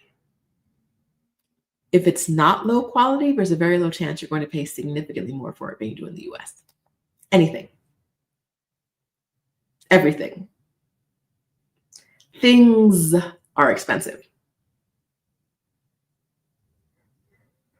The things will bring you some money. You want a lipstick? Don't look at the price of what it is in our Sephora versus the Sephora up there. We have Ulta now. I'm very excited about that. So I don't have to go to Sephora. I don't buy anything in Sephora. I don't buy anything at Sephora, but anymore. But I used to go to the Sephora here if I needed something, but I didn't want to wait for. And I don't. Not only do I not have to do that anymore, I can go check out the Ulta. I don't know where it is, but I've seen the signs for it. So I'm excited about that. IKEA. Went to IKEA the other day. Everything was like $13 more than it cost in the US, which isn't a lot. Like, it's like if this doohickey, which I may have gotten at IKEA in a set of 3. I know I got it in a set of 3. Is $5 more. Let's say the jar of 3 is $5 more here, but it would be in the US. It probably does. I want it. It may not make sense to wait until I'm in the US to buy it there and bring it down with me. But when I need a whole bunch of stuff and everything's $13, $12, $20 more, and some of the stuff you can't bring down because it's big or whatever, heavy, it adds up. Now you're paying $100, $200 more than you pay for the same stuff in the US.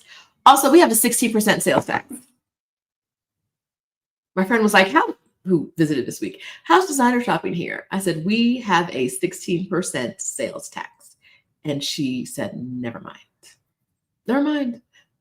She may be able to get it back at the airport. Maybe.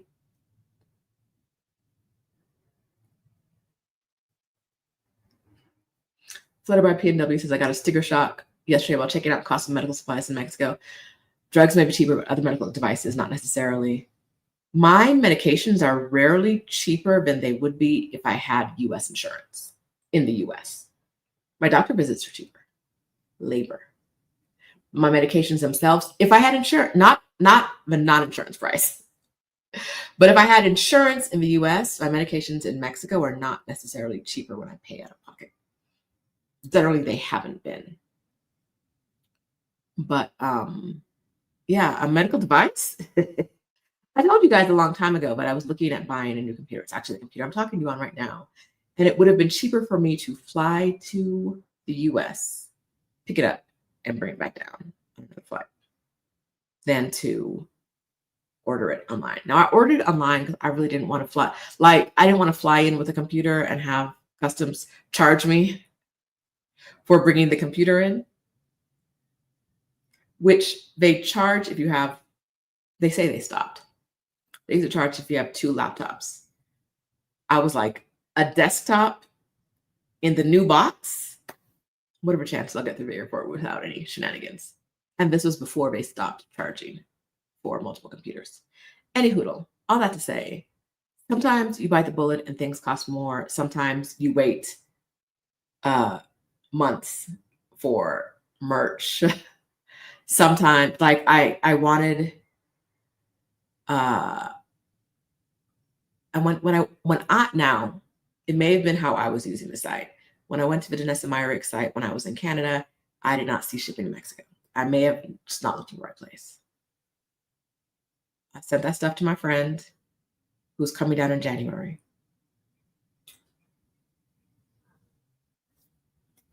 Thank you. It's not a rush. Stuff will still be good when it gets to me. Go ahead and bring it down. Because otherwise, if I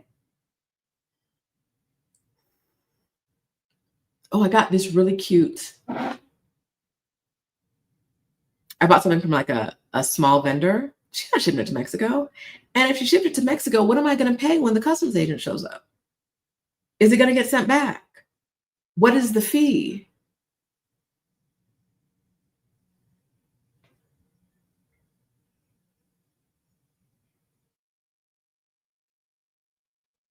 I bought, let me show you guys. I don't think I have a photo. Okay, wait.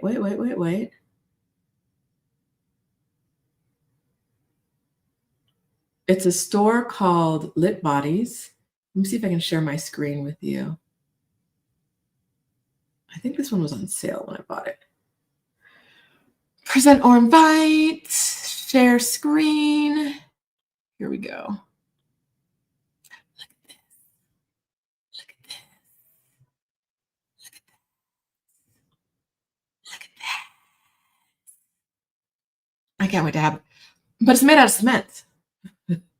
So I had it shipped to my cousins. And when I go up, I'm going to need an empty suitcase so I can bring whatever, however much this weighs, I can bring it down. Ooh, I bought something else from her too. We're going to wait. That's going to be a surprise when y'all see it. Shipping and shopping, right?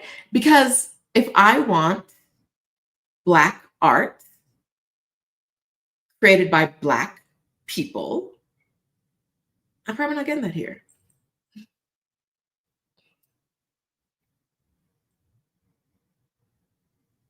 I got to go and get it somewhere else. Black Business Concierge says, I love Lit Bodies. She makes candles out of Black bodies. I didn't get one because I feel like I wouldn't want to burn it. I just want to keep it. And then if it got hot, I didn't do it. But I got some of her other stuff. Yes. Dara says, I always have boxes of stuff in my sister's house in the US for whenever I make it back. Like for some reason, many art supplies can't be found here in Mexico at any price. No, not 60%, 16%, Betty. 16, which is still too damn high.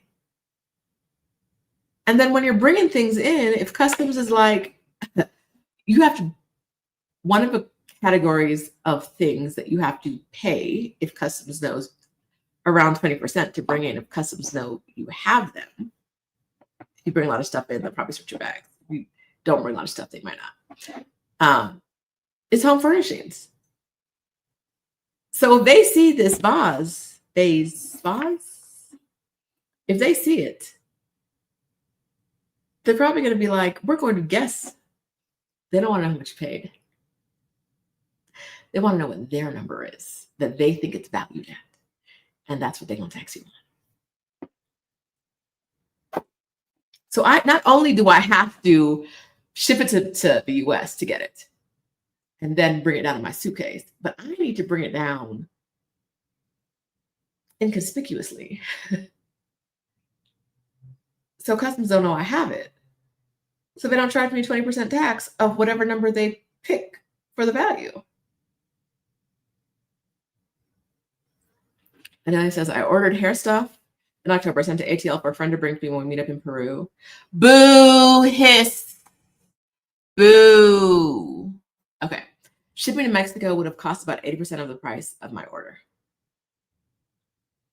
Now, you go to most big grocery stores in Mexico, you're going to find Shea Moisture. You're going to find Cantu. You're going to find those big brands that are owned by, especially the ones that are owned by the larger CPG companies, like they're going to be there right next to the Dove. But if you want anything that is not that, anything that's not like major or mainstream, shipping to Mexico may cost you 80% of the order.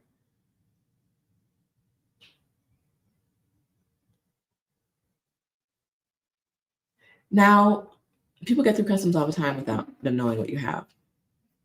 But if you get unlucky and they pull you over,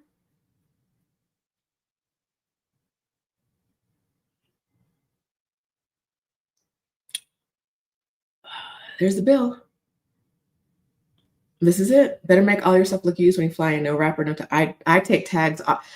I'll be when I left Florida, when I left my hotel room in Florida, it was nothing but boxes and packages and packings, like the internal packing things and tags. Because no, I'm not bringing this lipstick down in the box. Because if some reason I get searched and I'm bringing down a lipstick that's still in the box, they're going to tell me it's new and I need to pay. And I don't want to do that. Dara hasn't been searched in CDMX airport in years now, and I haven't since I came back with my stuff from storage in 2023. We had 7 suitcases between the two of us. But yeah, they charged me for, like, they saw my art tube, they opened it up and figured out the price of every piece of art, and I had to pay 20% of the price that they figured each piece of art was worth if I wanted to bring it into the country. And if I'm already sitting in customs,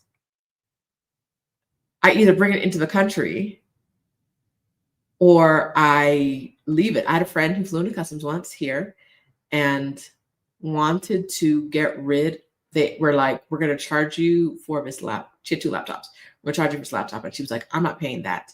Let me just leave. And they were like, no. Like, in order to leave the country, you would have to leave this part of the airport and go to the other part of the airport. And once you leave this part of the airport, you're in the country. So either you leave your laptop behind or you pay us this amount. What shall it be? So either I paid for whatever amount they decided my art was worth, or I left it with them. And this is not them trying to steal things. It's just like they tell you what's allowed and what you have to pay extra for. And if they see you bringing in things over the allowance, that's the way it goes. It's not it is the government getting more money, but it's not like the workers trying to like take your things. It's actually the policy. Oh, yeah. They'll pull up Amazon, look at prices. I brought in a cowhide that I bought at IKEA for like $50, like 15 years ago. And he was like, no, that's very valuable. It's like $200. And I was like, it's not. First, he was like, you can't even bring it in because our meat and veggie man won't let you bring it in. Mr. Meat and Veggie walked over and was like, Mr. Agriculture walked over and was like, leave me alone. I don't care. He was like, he looked at it. He was like, I was over there chilling, doing nothing. And you made me come over here to work? For why? I don't care. The customs man cared.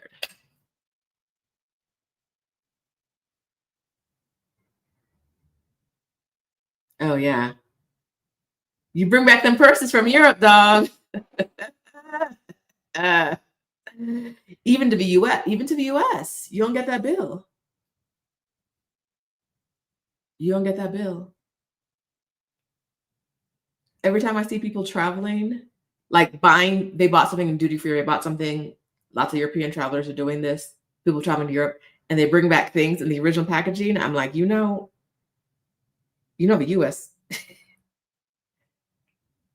they want their, it happens in Mexico, but it happens in America too. They're going to be like, how much did you buy? Show us some receipts. We'd like some cash. If you have money to spend on purses, give us some money. Watches? In Mexico, the list is longer than it is in the US of things that they will make you pay for when you bring it in. Shipping and shopping. Yes. Here in Mexico, I don't know. I don't bring over designer goods in packaging that would make people think it's new into the US. I don't need the box. I don't need the bag. I don't. In Mexico, one of the reasons they tax you on or they charge you a fee, customs fee, on things that they think they're new is they think you're going to resell them. They think you're bringing it in for commercial purposes. And if you're bringing it in for commercial purposes, they should get a cut. Theoretically, they would be getting a cut when the person pays the 16% tax to do it, but a lot of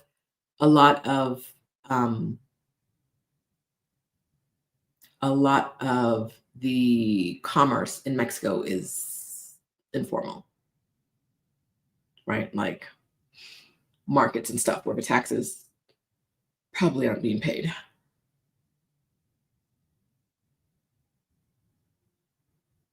Yeah, you just need one person who knows. One person who knows, and you're gonna run the US some money too. All right. Shipping and shopping was last on my list. What do you have on your list that is easier or harder living overseas than it is wherever your home is? Let me know. Drop something in the comments.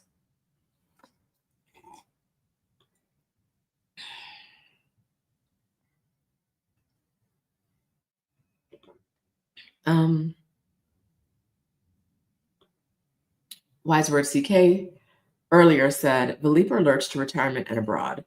When we're talking, that's a thing that's different or challenging, maybe we'll say. The transition from work routines to a new land can be overwhelming, having never owned one's time before. Yes. A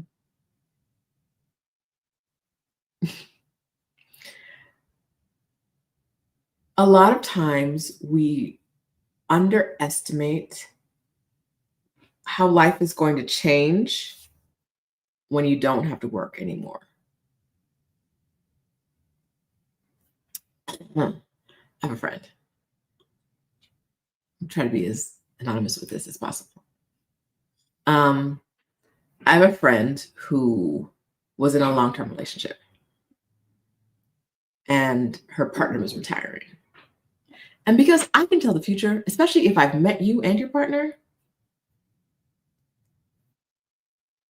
you and whoever, and I can see the interactions, Stephanie can tell a general future. This is a specific thing I can do. I said, well, girl, how are you going to handle him being home all the time? And she was like, I don't know what you mean. Like, we're looking forward to this. It's going to be great. And I was like, I feel like maybe you should think about some tools to kind of like deal with the fact that you're not used to him being around and he's going to be around all the time. And she was like, you tripping. I don't think it was a year after he retired that they broke up. I don't think they made it a year. Because why is this man in your house all the time? Why is this man in your house all the time?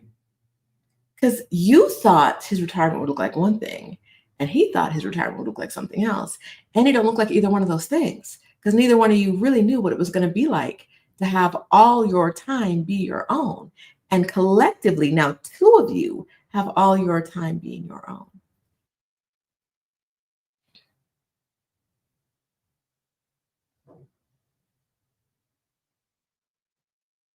What are you going to do with your free? Like, how do you think you're going to manage your time?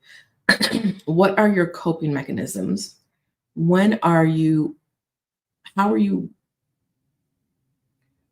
does retirement look like? And are you open in your mind? And are you open to it looking like other things? Having all of your time be your own can be challenging. It might drive someone you live with crazy.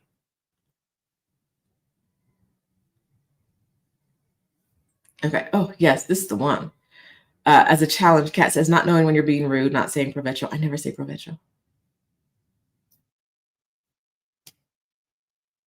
When someone's eating, like if you're entering a restaurant and someone's eating, you're supposed to greet them with provecho.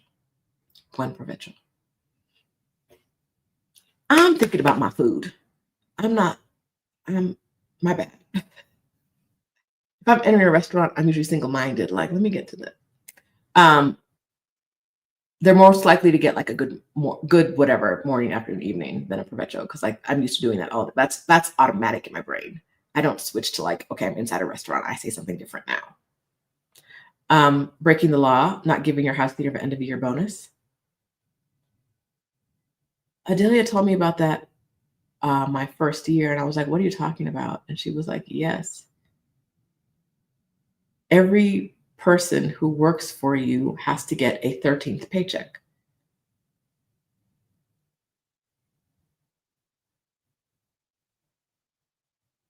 If you don't know that, and if you don't do it, you're breaking the law, and they can report you, and you get to be in trouble. Things you wouldn't know. In Mexico City, smoking is illegal in public. Now you're gonna see hella people smoking. Vapes are illegal. Vapes are illegal. I think in the whole country. I think in the whole country now. Smoking is illegal in public in Mexico City. You'll see people smoking. You'll see people vaping. But if a cop wants to give you a hard time and you're smoking, now what you gonna do? It's illegal. It's legitimately illegal. So like the fact that he's standing over there smoking isn't gonna get you out of whatever this cop got you in now. But how would you know that when you see everybody else smoking? When you see other people, you don't see vaping as vaping. They really do keep it on the low, but you'll see smokers.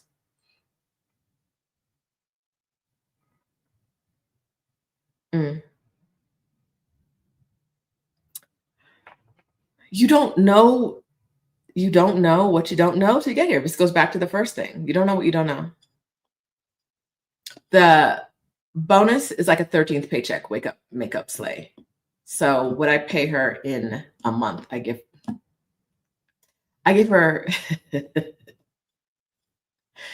I give her a lot more. I give her a multiplier of her 1 month paycheck because I love her. And she's never going to leave me because somebody pays her more. Somebody's offering her more money. There may be another reason she leaves me. She might be tired of my shit. But she's never going to leave me over money because that annual bonus I give her, this time when I left it for her next to her paycheck and I wrote what it was on top of it, she left it there and was like, this can't be right. No, that's right. That's your money. Go take your money and spend your money. Go spend the money. I pay her multiples of what the bonus should be because we're not playing around.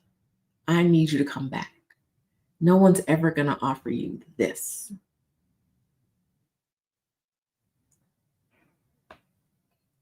You know how hard it is to get a good cleaning lady who shows up every day, cleans the way you want, never touches anything, never like takes anything?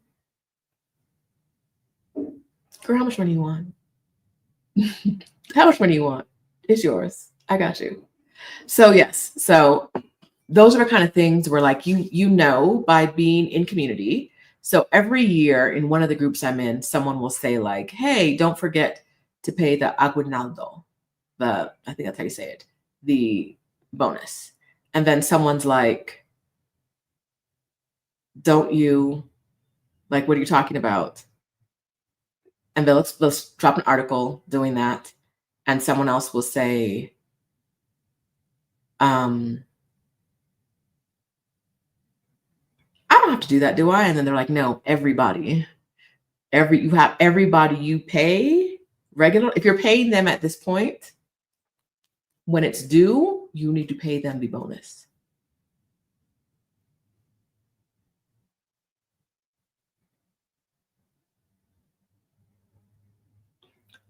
Tantric Gourmet says, isn't that a little gentrification? Because there's no, I would say no.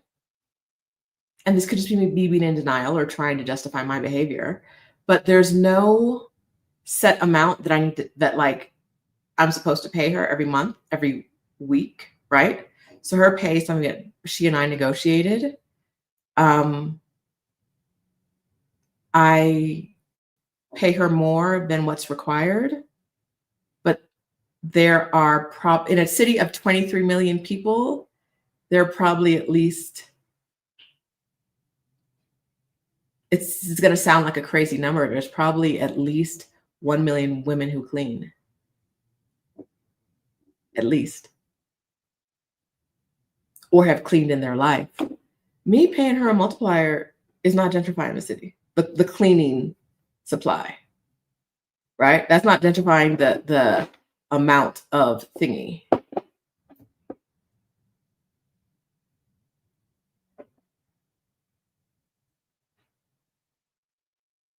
She's not going to not work for somebody else because they're not giving her, but she's working for other people who are not giving her this amount of money, right? She's not going to say from now on, I'm not going to work for you unless you're going to give me a multiplier, a larger bonus than usual. And no one else, because that is not a position of power, no one else is going to say it either, right? No other cleaning lady is going to be like, I heard my friend's employer does this, so you need to do this too. It's not a position of power.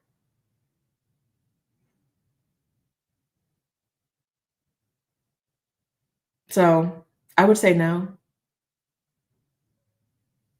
right? But maybe you think it is. Free to think whatever. I'm not going to stop doing it. If I have to be a little gentrify to get that lady to come back to my apartment every week, call it whatever you want. Call it what you want. I don't even care. That's my boo. That's my girl. I'm going to give her this money. Right? There's no, and I think that's, gentrification is always a really complicated conversation, but I think there's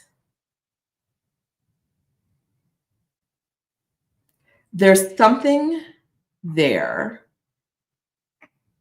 but we're not all going to be paying the same thing for different services, right? And so individually, what kind of impact are we making? I'm not making an impact on the cleaning staff in Mexico City by doing that. And I'm also not telling other people to do that. I'm saying I do that because my girl is good. Yeah, you do it in the US with your handyman. He's always available, takes your calls. Like this.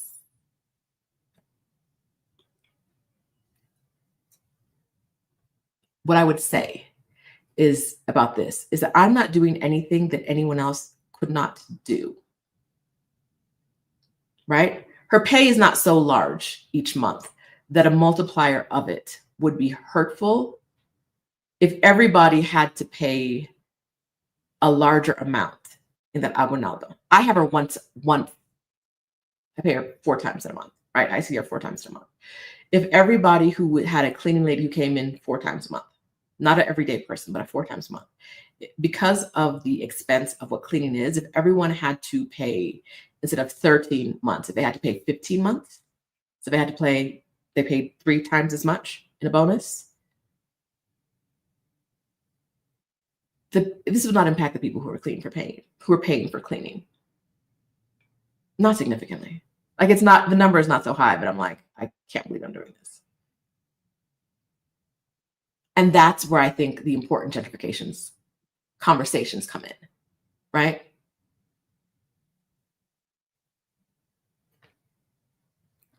I said this a long time ago. I need to get off because we're doing our membership meetup in a minute, or we should be doing it now.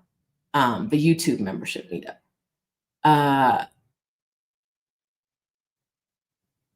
we talked about white Mexicans before, and a lot of the people that I see complaining about gentrification and how it impacts them, not everybody, but are the white Mexicans. And they are not always considerate of the browner, more indigenous ones, who tend to be the ones that are working in roles that are impacted by that. Like a lot of time, like I don't hear it so much anymore, but I used to hear a lot. Americans over tip. You shouldn't be doing more than like 5% or 10% because then it makes it harder on us Mexicans to eat out because people are expecting more of a tip. And I'm like, the people eating out are generally whiter than the people who are serving in the restaurants. And you never gonna get me, color or no color. We could all be the same color. I don't see color. You're never going to get me on the opposite side of the worker. You're never going to get me to be like, I care so much about what it costs you to eat out that I am going to give this worker less than I think they deserve in this moment, because it's going to impact your ability to eat out. Go fuck yourself. Like, absolutely not. I'm always going to be on the side of the worker, regardless of color. Now, factor in that those workers are generally the browner ones, and the people complaining are generally the whiter ones. And my concern about tipping is also a lot less. It's just, I just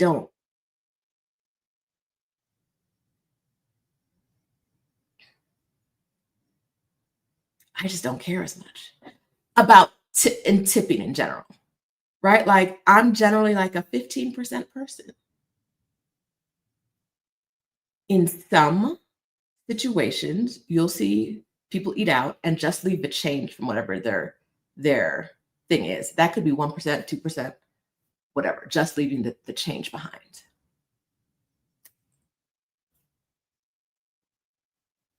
I'd rather the worker have more than less. And so that's a place when I'm talking about workers specifically, where I'm like, they could be gentrification to tip them and hope that they have a living wage, because the wealth disparity in this country is huge. There's a huge, huge wealth disparity. And I can be on the side of the billionaires, or I can be on the side of the people. Y'all, you know what it is already. Like, you know what it is. I'm not. Your ability to eat out is not my problem. And that's not me saying like I'm going out of my way to make things bad. It's me saying I'm not going to leave change as a tip because you think a 5% tip for the person who's treating me really, really well at this restaurant is what they deserve. Luxury bucket list says it. I got to be the villain in someone's story. I'm the villain in 1,000 stories at this point. It is what it is. It is what it is. I don't even know. Oh. Before I forget, Stephanie and I are running the Exodus ASAP Peace Out Protocol Challenge right now. It's going through right before Christmas. We are helping Black women who want to move abroad, who are up for the challenges that we talked about today. We're helping them work on all 8 aspects of a move abroad plan. All the 8 aspects that are covered in the Peace Out Protocol. Top of my head. Where's the money going to come from? How much is it going to cost you? Your home and your things, people and pets, mindset, healthcare, and where staying there, getting your residencies and whatever. I think that's it. That challenge is going on, like I said, for the next 2 weeks. We do coaching every Thursday. come join us. The point of this challenge is to jumpstart your move. Is to jumpstart the things you need to do, to give you some work to do in every category so that you can get further ahead in community. That's usually how it happens, in community, with accountability groups, with friends. Jumpstart so that when you're ready to go, boom, you have everything lined up already. The women in the challenge are making progress. We coached last Thursday and it was a beautiful thing. It was a beautiful thing. So you can get that. You can join us at exodusasap.com. Where would that be?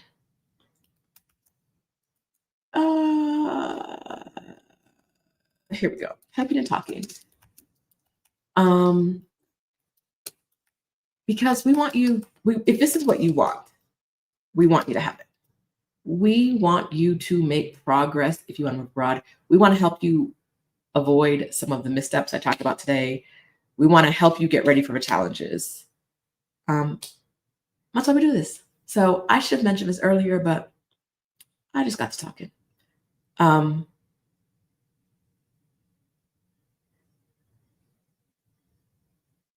us for the challenge. Exodus ASAP is our monthly coaching program. This is a perimenopause. I'd be losing my words. Our monthly coaching program. It is a recurring membership, but you can cancel at any point. We're doing this for the next few weeks, and then it'll be Christmas, and then it'll be New Year's, and we have something exciting coming in January. But if you feel like this challenge is great for you if you wanted to move abroad, but you're stalled out, you don't know how to make a plan, or you're not making progress on your plan. For those of you who have not been making progress, you've been saying for years, I want to move abroad, and you're not getting closer, or you're not getting as close as you think you should be getting, you should be in the challenge with us. It's not too late to join. All right. Flutter by PNW says ASAP has been a great resource. Yay. Okay. I'm getting out of here. Meeting with the YouTube membership. I'm going to start Zoom right now, y'all. And I will see the rest of you next week or in the ASAP membership because we're coaching again on Thursday. Bye, friends.